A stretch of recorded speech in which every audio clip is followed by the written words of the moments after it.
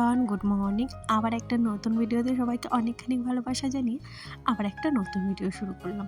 এখন করে এই কাটাতে মোটামুটি 7টা বাজে, বাট 7টা থেকে ভিডিও শুরু করেছিলাম, কিন্তু আজকে যে কী হয়েছিল আর আজকের দিনটা আমার একদম ভালো যায়নি।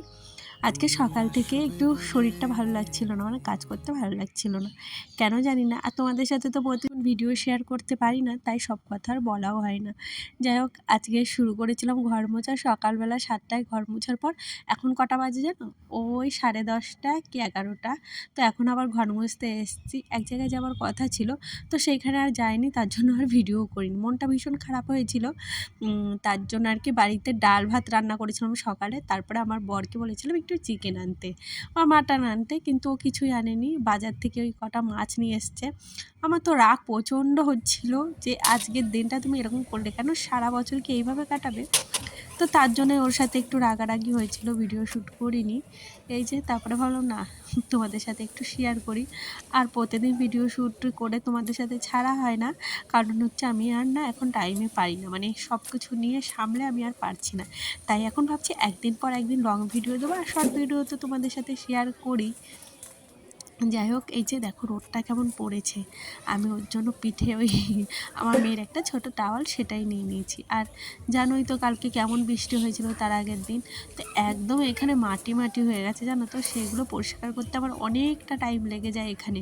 আর এখানে যেহেতু আমি গাছ ভালোবাসি, তাই গাছ কিছু লাগিয়েছি, তাদের যত্ন করতে তো আরও টাইম লাগে। আর এদিকে আমার মেয়েকেও পয়লা বৈশাখ বলে স্নান করিয়ে এই যে একটা ড্রেস পরিয়ে দিয়েছি। ওই যে মানে আমাকে মালা গেঁথে দিচ্ছিল, ও নয়, পাশের বাড়ি একটা মেয়ে আর ও মিলে। ও তো পারে না, ছোট। বলেছি থাক তুই মালা গেঁথে দে, আজকে ঠাকুরের গলায় পরাবো, মানে শিবলিঙ্গ আছে সেটাই নিয়ে শুরু করে দিয়েছে এখন। এই শাড়িটা এবারে পয়লা বৈশাখে নিয়েছি। তা ভাবলাম আজকেই ভাত ভাঙিয়ে, এরকম অনেক সময় হয় যে পয়লা বৈশাখে শাড়ি নিই, সেই শাড়িটা পরা হয় না, ভাবলাম। আর এটার সাথে না ব্লাউজের পিস আছে, তো সেটা দিয়ে এসেছি, এখনো দেয়নি, তাই ভাবলাম এই হোয়াইট কালার ব্লাউজটার সাথেই পরি। ভালোই লাগছে বল হোয়াইট কালার ব্লাউজটার সাথে। যেহেতু কালকে তারকেশ্বর গিয়েছিল আমার জায়ের মেয়ে, তাই ওকে একটা হাতে সেই দেয় না মানে দড়ি, সেটাই দিয়েছিল, সেটা আমি বাঁধছিলাম। এটা দেখবে তোমাদের শর্টে শেয়ার করেছি, বড় ভিডিওতে আর শেয়ার করবো ভাবলাম, তাই ভাবলাম নিয়ে নিই। আর আমার মেয়ে এইসব পড়তে এখন ভীষণ ভালোবাসে। আমরাও না ছোটোবেলায় পড়তাম, কিন্তু আমাদের সময় সাদা আর লাল কালার ছিল। জানি না ও এই কালারটা এনেছে কি না, তার এনেছে কেন, যাই হোক ভুলভাল কথা বলছি। আর এখন মোটামুটি ঘড়ির কাঁটাতে বাজে 12:30। আমি লাউ পাতা নিতে এসেছি একজনাদের বাড়িতে। কি বলো তো, আজকে ভেবেছি কাতলা মাছ এনেছে, এক রকমের মাছ ভাপা করব, তো তার জন্যই কিছু পাতা নিতে এসেছি। আর সত্যি বলছি দারুণ হয়েছিল মাছ ভাপাটা।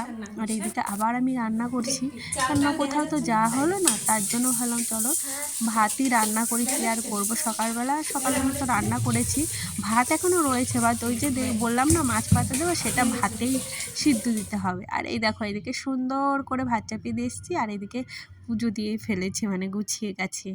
আর লাউ পাতাগুলো ধোয়া হয়নি, তাই আবার ধুয়ে রাখছি। কি বলো তো, লাউ পাতাগুলো ধুয়ে জল ঝরিয়ে রাখতে হয়।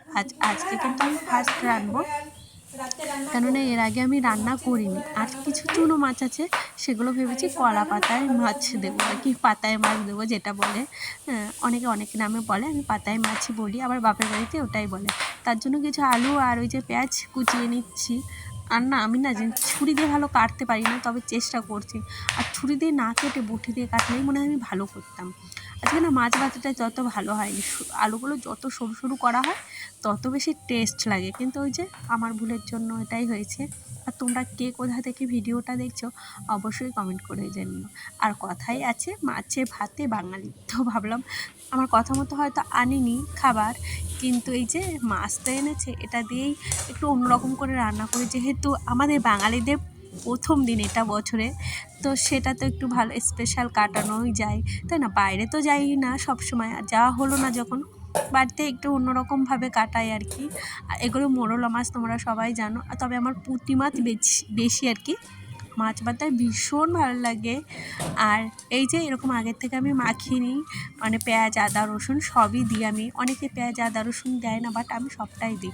আর আজকে একটাই ভুল হয়েছে, এই যে এই পাতাটা দেখছো এক কোণ না ছিঁড়ে গেছে, যার জন্য তেলটা পুরো বেরিয়ে গেছে, এটাই সমস্যাটা আজকে হয়েছিল মাছ ভাতায়।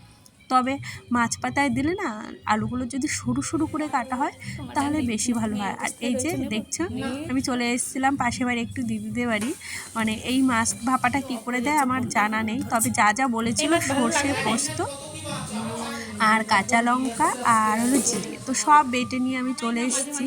বললাম তুমি একটু রেডি করে দাও, যেহেতু আমি পারি না। আর দিদিও সমস্ত পাতাগুলো সুন্দর করে মুড়ে দিয়েছিল, তবে নেক্সট টাইম আর মোড়া লাগবে না। আর এটা তোমরা অবশ্যই খেয়ে দেখো। তবে হ্যাঁ, হাঁড়ির ভিতরে আমি 250 চাল নিয়েছিলাম, তার ভিতরে 3 আঙ্গুল যাতে জল হয় সেরকম নিয়েছিলাম, মানে চালের উপরে 3 আঙ্গুল জল থাকবে। আর জলটা না আজকে মার ফেলিনি, মানে ফেলতে নেই, পুরো মানে মাছটা সিদ্ধ হয়ে যাবে একসাথে ভাতের সাথে। তো সেরকমই আর 2-3টে পাতা মুড়িয়ে দিয়েছিলাম, যাতে মানে মাছটা না কোথা থেকে বেরিয়ে যায় মশলাটা, ওর জন্য। যাই হোক, এই দেখো আমার রেডি হয়ে গেছে। আর এই যে ভাতের ভিতর দিয়েও দিয়েছি, আর আমি দেখছিলাম ভাতের ভিতর যাতে ঢুকে যায় আর কি, ভালোভাবে সিদ্ধ হয়, ওপরে থাকলে তো হবে না, তার জন্য আর কি। আর কে কে এরকমভাবে খেয়েছো বা খাও অবশ্যই কমেন্ট করে জানিও। কিন্তু আমি কিন্তু ফার্স্ট টাইমই খাচ্ছি, আগে কোনো দিনও খাইনি, তবে দারুণ হয় খেতে।